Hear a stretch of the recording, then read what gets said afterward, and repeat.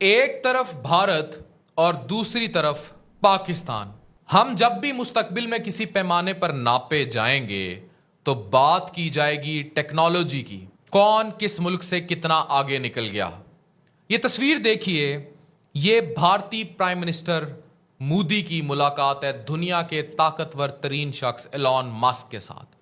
Elon Musk کے بارے میں یہ کہا جاتا ہے کہ اگر ایلون مسک کسی ادارے کسی ملک کے بارے میں اپنی ڈسپلیئر شو کر دے، اس کو ناپسندیدہ قرار دے دے، تو ادھر سٹاکس گر جاتے ہیں، تباہ ہو جاتے ہیں. یہ ملاقات، یہ تصاویر ہماری ای کامرس انڈسٹری، ہماری آئی ٹی ٹیکنالوجی میں ترقی اور ہمارے سٹینڈ آؤٹ کے منہ پر تھپڑ ہے.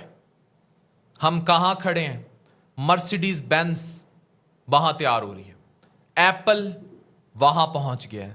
ایلون مسک نریندر مودی سے وعدہ کرتا ہے بھارت آؤں گا، انویسٹمنٹ کروں گا، لاکھوں لوگوں کو روزگار دوں گا اور پوری ترقی وہاں آئے گی جہاں ٹویٹر اور اسپیس ایکس اور یہ سب آئے گا.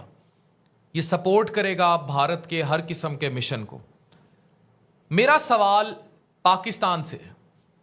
وہاں ای کامرس انڈسٹری میں لوگ کیا کر رہے ہیں کہ راتوں کو بیٹھ کے امیزون اور ڈراپ شپنگ اور ادھر ادھر سیل آؤٹس تک محدود ہیں. That's it. فری کورسز بیچے جا رہے ہیں، بچوں کو سکھایا جا رہا ہے کہ کس طرح آپ نے فری کورسز میں امیزون، ڈراپ شپنگ، پائتھون، اپ ورک کے ذریعے کمائی کرنی ہے. لیکن انڈیا اس سے بہت آگے نکل چکا ہے. اس نے اس انڈسٹری کو ڈیجیٹل انڈیا کے مودی کے نعرے کے ساتھ اڈاپٹ کر لیا ہے، اور یہی وہ ڈیجیٹلائزیشن کا وعدہ ہے نریندر مودی کا، جس کی وجہ سے یہ ڈیجیٹلائزیشن ترقی کر رہی ہے. پاکستان میں بہت بڑا سوالیہ نشان ہے، بہت بڑا سوالیہ نشان ہے. یہ تصویر دیکھیے، یہ بکرے لوٹے جانے کی تصویر ہے جب دو ٹرک الٹ جاتے ہیں اور لوگ بکرے نوچ کر لے جاتے ہیں، مرے ہوئے اور زندہ. آپ نے اپنے لوگوں کو اخلاقیات بھلا دی ہیں، انسانیت بھلا دی ہے، انہیں بھکیڑ بنا دی ہے.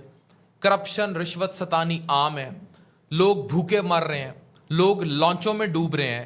لوگ اس ملک سے بھاگنے کی خاطر سنہرے خواب دیکھ کے، ایک تو جاہلیت اتنی ہے اور پھر سنہرے خواب، پھر جھوٹ، پھر اچھے مستقبل کے وعدے، اور ہر پیدا ہونے والے شخص کی ایک ہی ڈیمانڈ ہے ملک سے باہر بھاگ جائے.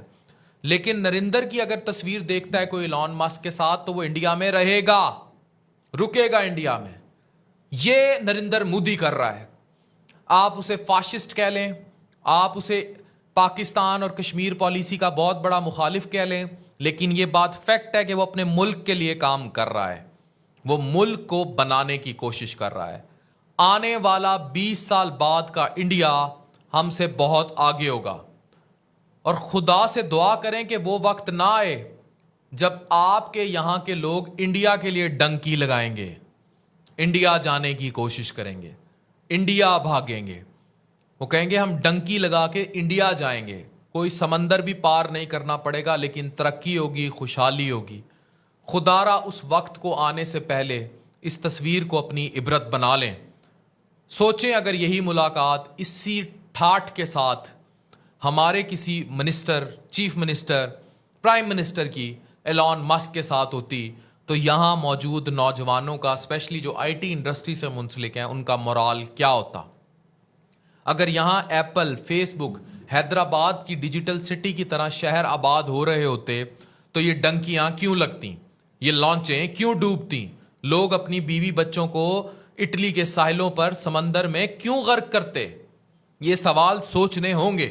اگر آج آپ نہیں سوچیں گے تو آپ کی نسلیں برباد ہوں گی، آپ کو لان تان کریں گی، آپ کو برے الفاظ میں یاد رکھیں گی. اور یاد رکھیں آپ اپنی نسلوں کے ساتھ ظلم کر رہے ہیں. ڈاکٹر عفان کیسر، سائننگ آف.